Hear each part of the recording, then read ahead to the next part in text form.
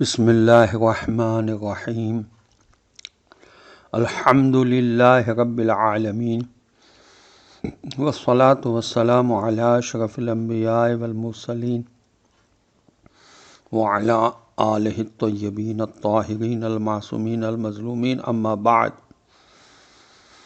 فقد قال اللہ سبحانہ وتعالی فی کتابہ المجید وفرقانہ الحمید وقولہ الحق وهو أصدق الصادقين. أعوذ بالله من الشيطان اللعين الرجيم. ما كان للنبي والذين آمنوا أن يستغفروا للمشركين ولو كانوا أولي قربى من بعد ما تبين لهم أنهم أصحاب الجحيم. صدق الله العلي العظيم. السلام علیکم ورحمۃ اللہ وبرکاتہ. اللہ تبارک و تعالیٰ کا شکر ہے کہ سورہ توبہ کی آیت نمبر 113 کی تلاوت کا شرف میں نے حاصل کیا، جس کا ترجمہ یہ ہے کہ نبی صلی اللہ علیہ وسلم کو اور ان لوگوں کو جو ایمان لائے ہیں یہ حق نہیں ہے کہ وہ مشرکوں کی معافی کے لیے دعا کریں، چاہے وہ ان کے عزیز رشتہ دار ہی کیوں نہ ہوں، جبکہ وہ پوری طرح سے جان بھی چکے ہیں کہ وہ جہنم کے مستحق ہیں. تفسیر ماجدی میں اس آیت کے ذیل میں لکھا ہے کہ قرآن مجید میں اکثر دوسروں کی تنبیہ اسی طرح سے کی گئی ہے کہ بظاہر رسول صلی اللہ علیہ وسلم کو مخاطب کیا گیا ہے. یہ فصاحت و بلاغت کا لطیف انداز بیان ہے. یہاں تو واضح طور پر رسول صلی اللہ علیہ وسلم کے ساتھ ساتھ ایمان لانے والوں کا بھی ذکر ہے، تو گویا صرف اصول وحدت کو نمایاں کرنے کے لیے رسول صلی اللہ علیہ وسلم کا ذکر کیا گیا. نہیں، اس طرح یہ بھی معلوم ہو گیا کہ شرک کتنا بڑا جرم ہے کہ رسول صلی اللہ علیہ وسلم کو بھی ان کے لیے معافی مانگنے سے روک دیا گیا جو عالمین کے لیے رحمت ہیں. خدا کا یہ فرمانا کہ چاہے وہ ان کے عزیز رشتہ دار ہی کیوں نہ ہو، بتاتا ہے کہ کسی بزرگ کے ساتھ کوئی خونی رشتہ یا صرف نسبت نجات کے لیے کافی نہیں ہے. تفہیم القرآن میں علامہ مودودی صاحب نے اس آیت کے ذیل میں لکھا ہے کہ کسی کے لیے خدا سے معافی کی درخواست کرنے کا مطلب اس آدمی سے محبت کا اظہار بھی ہے اور یہ احساس بھی کہ ہم بہرحال اس کے جرم کو قابل معافی سمجھتے ہیں. یعنی ہم یہ سمجھتے ہیں کہ یہ شخص گناہ گار ہے، خدا کا باغی نہیں ہے.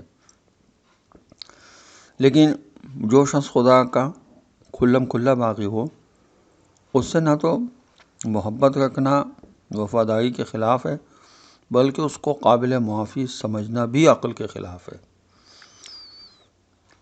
اس سے تو خود ہماری اپنی وفاداری مشکوک ہو جاتی ہے. اسی کو اصطلاح میں تباغا کہتے ہیں. مگر یہ بات بھی یاد رکھنی چاہیے کہ خدا کے باغیوں کے ساتھ دین کے معاملے میں ہمدردی نہیں ہونا چاہیے.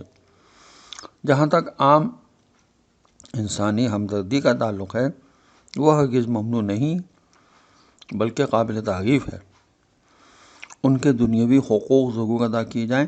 کوئی کافر، مشرک، منافق اگر بھوکا ہو یا بیمار ہو تو اس کے ساتھ لازمی طور پر ہمدردی کا سلوک کیا جائے، اور ہمیشہ حجت خدا اجل اللہ تعالیٰ فرج و شریف کے ظہور کی دعا کرتے رہنا چاہیے، اس لیے کہ وہ اہل زمین کے لیے امان ہے. زمین پر رہنے والے امام کے بغیر امن و سکون کی زندگی گزار ہی نہیں سکتے. امام کی حدیث ہے کہ میں یقیناً اہل زمین کے لیے امان ہوں. بقیت اللہ ہے حضرت امام زمانہ اجل اللہ تعالیٰ فرج و شریف، جیسا کہ سورہ ہود کی آیت نمبر 86 ہے. بقیت اللہ خیر لکم ان کنتم مومنین. بقیت اللہ ہی تمہارے لیے بہتر ہے اگر تم مومن ہو.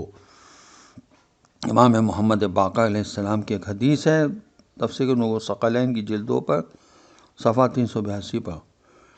حضرت مہدی وہ فرماتے ہیں کہ حضرت مہدی اجل اللہ تعالیٰ فرج و شریف وہ پہلے شخص ہیں جو اس آیت کے بارے میں گفتگو کریں گے اور کہیں گے میں بقیت اللہ، حجت خدا اور تم پر خدا کا خلیفہ برحق ہوں. اسی طرح مائع معین سے مراد حضرت مہدی اجل اللہ تعالیٰ فرج و شریف ہیں.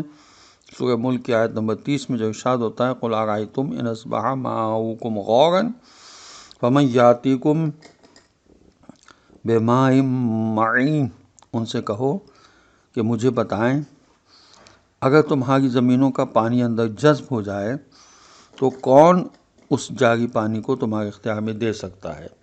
وآخر دعوانا ان الحمد للہ رب العالمین، والسلام علیکم ورحمۃ اللہ وبرکاتہ۔